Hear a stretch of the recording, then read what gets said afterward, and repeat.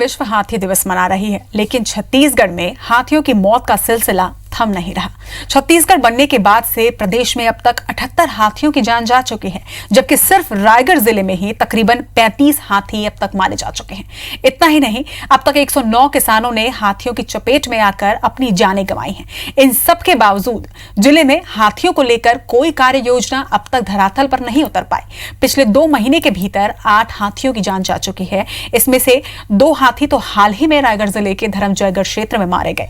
इन दोनों हाथियों की मौत करंट से हुई है, तो वहीं जिले में पिछले कई सालों से हाथियों की मौत का मामला लगातार बढ़ता जा रहा है। अगर पिछले 5 सालों के आंकड़ों पर गौर करें तो साल 2015-16 में 17, साल 2016-17 में 16 हाथी, साल 2017 और 18 में 11 हाथियों की मौत, तो वहीं साल 2018-19 में 17 हाथियों की मौत हुई है, जबकि साल 2019-20 में 7 हाथियों की मौतें हो चुकी हैं।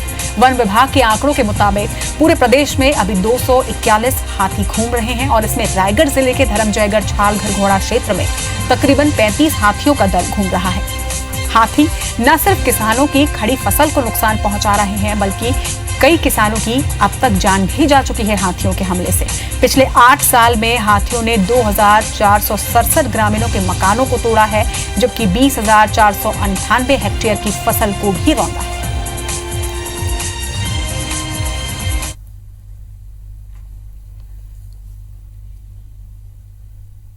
आज पूरी दुनिया में विश्व हाथी दिवस मनाया जा रहा है। 12 अगस्त 2012 से विश्व हाथी दिवस मनाने की शुरुआत की गई, जिसका मकसद हाथियों के संरक्षण के लिए जागरूकता फैलाना है। धरती के सबसे बड़े इस वन्य पशु का संरक्षण इसलिए भी जरूरी है क्योंकि देश में हाथियों की संख्या तेजी से घट रही है। 1 दशक पहले तक की बात करें तो भारत में 1 लाख से ज्यादा हाथी हुआ करते थे, लेकिन अब आज की स्थिति में देश में हाथियों की संख्या 27,000 से भी कम है। मध्य प्रदेश की बात करें तो प्रदेश के टाइगर रिजर्व और नेशनल पार्क्स में बड़ी संख्या में हाथियों की मौजूदगी है। खासकर बांधवगढ़ नेशनल पार्क में दिसंबर 2018 के बाद जंगली हाथियों का झुंड पहुंचा था, जिसने बांधवगढ़ के जंगलों को अपना आशियाना बना लिया है। बांधवगढ़ टाइगर रिजर्व में जब बाघों का जनसंख्या घनत्व सबसे ज्यादा है, तो यहां माना जा रहा है कि जंगली हाथियों की मौजूदगी से न सिर्फ टाइगर का मूवमेंट प्रभावित हो रहा है, बल्कि जंगली हाथी भी अक्सर पार्क से लगे गांवों में घुस जाते हैं। ऐसे में अब बांधवगढ़ नेशनल पार्क प्रबंधन ने प्रोजेक्ट टाइगर की तरह यह प्रोजेक्ट एलिफेंट शुरू करने का प्रस्ताव केंद्र सरकार को भेजा है। उम्मीद है कि इस प्रस्ताव को हरी झंडी मिलने के बाद बाघों की तरह ही हाथियों का भी संरक्षण हो सकेगा।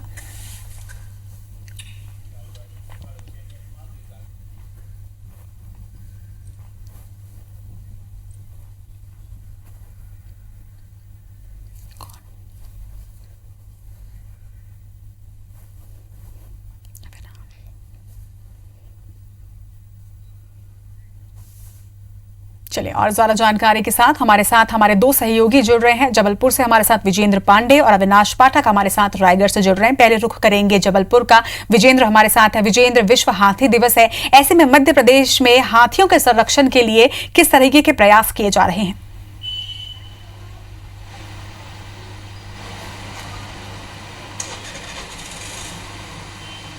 जी हाँ रचना, जैसा कि हमने रिपोर्ट में बताया कि 1 से 1.5 दशक पहले तक भारत में हाथियों की संख्या 1 लाख के करीब होती थी, लेकिन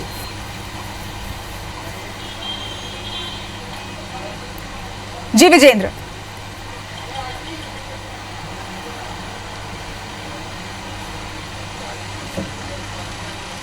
जी हाँ रचना, लेकिन अगर मध्य प्रदेश का जिक्र करते हैं या देश का जिक्र करते हैं तो देश में हर 5 सालों में हाथियों की जनगणना जो है वो की जाती है।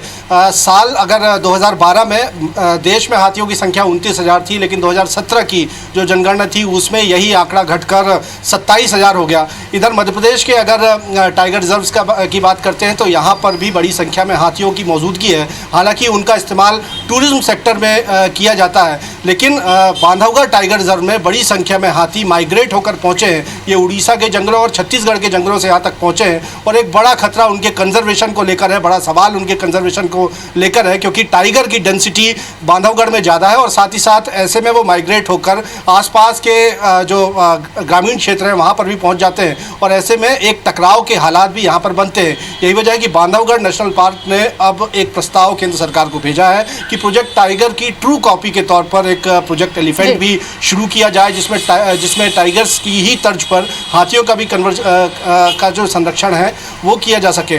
आज ही रचना एक रिपोर्ट भी पब्लिश हुई है जो ये बताती है कि किस तरह से देश भर के जो टाइगर रिजर्व्स हैं, जहाँ हाथियों का इस्तेमाल टूरिज्म के लिए किया जाता है, उनको भी अनएडिकेट कंडीशंस में रखा जाता है। ये भी एक बड़ा सवाल है और देखना होगा कि जो बांधवगढ़ टाइगर रिजर्व प्रबंधन की ओर से प्रस्ताव केंद्र सरकार को भेजा गया, उसके मद्देनजर प्रोजेक्ट टाइगर की तर्ज पर प्रोजेक्ट एलिफेंट किस तरह से यहाँ इनिशिएट किया जा सकता है।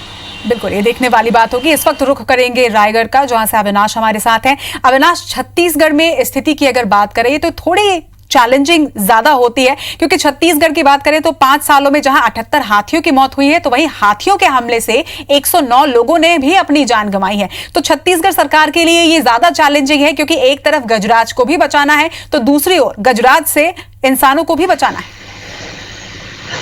बिल्कुल सही कहा आपने। कहीं ना कहीं ये बड़ी चुनौती है, क्योंकि लगातार न सिर्फ इंसानों की जानें जा रही है बल्कि हाथी भी सुरक्षित नहीं है। आंकड़े आप जिस तरह से देख रही थी कि लगातार मौतें बढ़ रही हैं। कुछ इलाके हैं जहाँ पे सबसे ज्यादा न सिर्फ हाथियों की मौतें हो रही है जबकि इंसानों की भी मौतें हो रही है।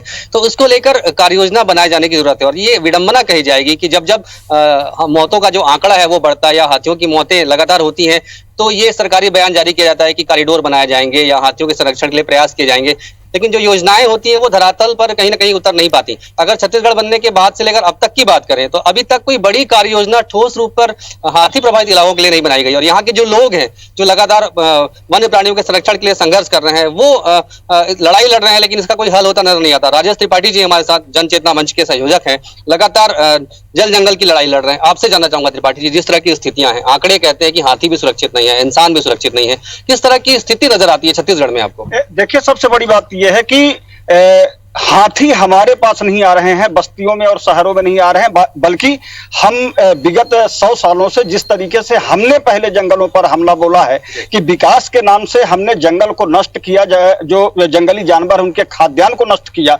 और आज स्थिति यह है कि वो जो है वो निश्चित तौर पर आज गांवों में, शहरों में अगर हाथियों के हमले हो रहे हैं, अगर रायगढ़ जिले को अगर हम देखें कि छत्तीसगढ़ बनने के बाद जिस तरीके से यहाँ औद्योगिकरण हुआ, बड़ी बड़ी कोयले की खदान खुली, बॉक्साइट की खदान खुली, पावर प्लांट